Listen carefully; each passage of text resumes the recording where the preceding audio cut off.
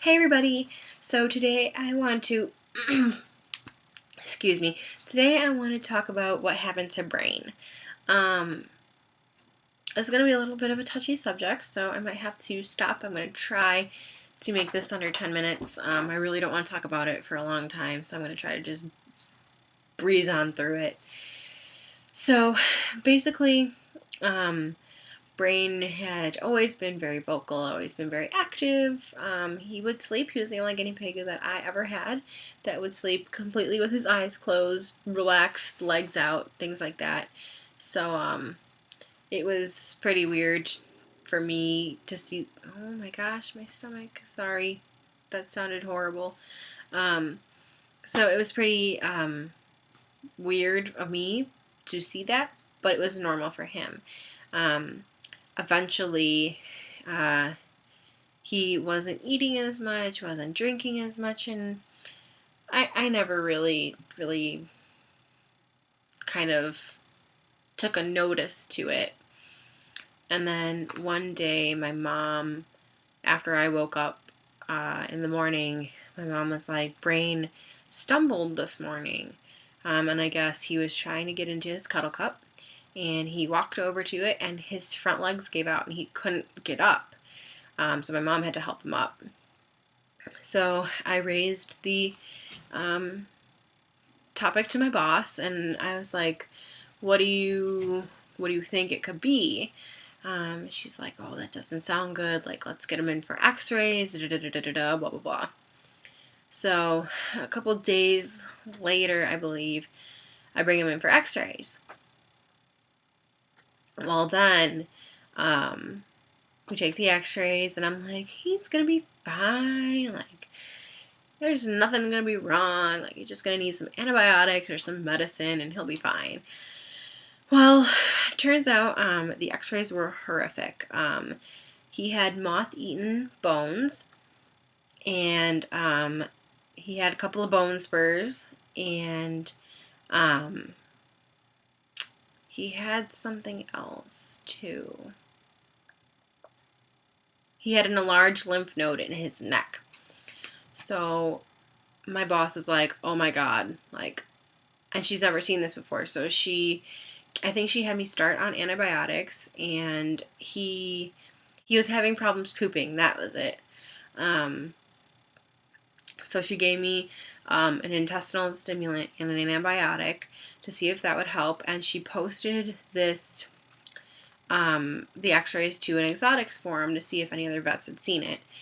So within a couple of days, we actually got some responses back from other vets. And then we had a couple of responses. So one of them was a vitamin C deficiency. One of them was osteodystrophy, which is basically kind of like the bones turn to a cartilaginous material, and then it makes them really immobile, kind of. And then one came back with cancer. So my boss is like, well, it's better than nothing. So we started treating for osteodystrophy. But then she kind of leaned more towards the hypervitaminosa C, which is basically a vitamin C deficiency. Now, I take very good care of my pigs. They get vitamin C supplements on their food every day. And they also get foods that are high in vitamin C. So that wouldn't have been the problem. So she was thinking if he was an older pig, he could just not be, his body could just not be absorbing the vitamin C correctly. So because he wasn't really eating very well, we had to go ahead and do vitamin C injection. Okay, sorry about that. So we were giving him injections of vitamin C. I actually have a video or footage of me doing it to him. So I'm thinking of putting a video together for those of you who have to do that for your pigs in the future. So that being said, so he was on a bunch of medication, injections, and I brought him home one day from spending the day at the hospital kind of for tests, and he had a very violent seizure. guys, and it was scary. I didn't take footage of it. I really didn't know what to do at the time. It was like a full-blown seizure. Like he was thrashing his legs, and he actually rolled onto his back with all of his limbs super stiff. And at that time, I rolled him onto his side and just kind of held, or like cupped his head, and I let him come out of it on his own. I didn't shake him or anything. And he came out of it and he was okay, but it was very scary. And then I had to call my vet and be like, what the heck am I supposed to do? And unfortunately, there is nothing you can do. That being said, then a week later, I think, he just kept declining. He stopped eating. He didn't want pellets. He didn't want hay. He didn't want veggies. He wasn't drinking. He couldn't walk very well. It was just kind of miserable. And the x-rays showed he was getting worse. His bones were getting worse. And finally, after about a month after we'd found out about his bones, we kind of were like, we had mentioned, I mean, the doctor had mentioned, if he doesn't come out of this, if he doesn't react to the steroids, because we were giving him a steroid for pain, if he doesn't react to the steroid, then you're going to have to make a decision. So she said that, and then I kind of kept it in the back of my mind, and, you know, as things progressively got worse, as he stopped eating, as he kind of refused things, as his body basically just shut down, then here's the real kicker. That final week, I woke up in the middle of the night to this really weird noise. It was like, and I was like, what is that? Oh, he was wheezing. I recorded the sound, I recorded a video, sent it to my boss, and I was like, what the heck? Brought him in and found out he had a upper respiratory infection. Great. Treated with antibiotics that he was already on. She had a steroid. And this is the part she said, if he doesn't recover with the steroid, then we'll have to make a decision. Towards the end of the week, he wasn't getting any better. His eyes were really crusty. His nose was really crusty. He wasn't breathing very easily.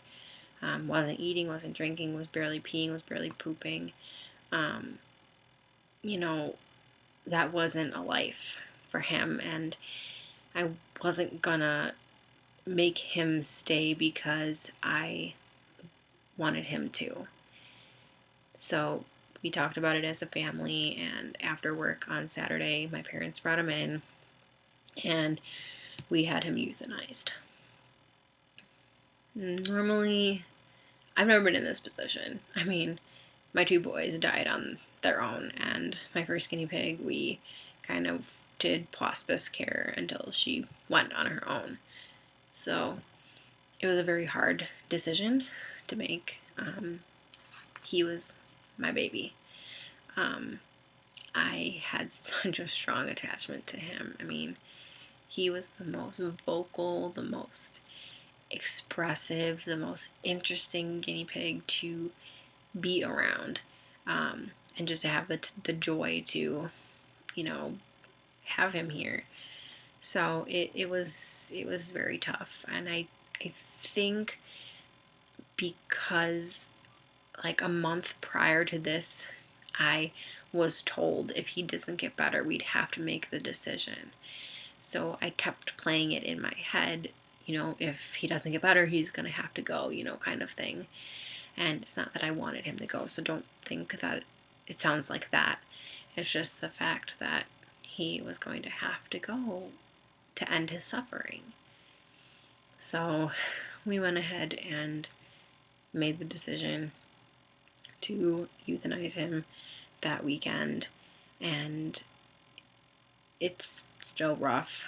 I mean, we got his, I don't know where I put the paperwork, and it's kind of gonna bother me because that was important paperwork. We went ahead and sent him down to U of I for a full necropsy, and what they found was very flooring. They found lymphoma in all of his major organs, bones, and bone marrow.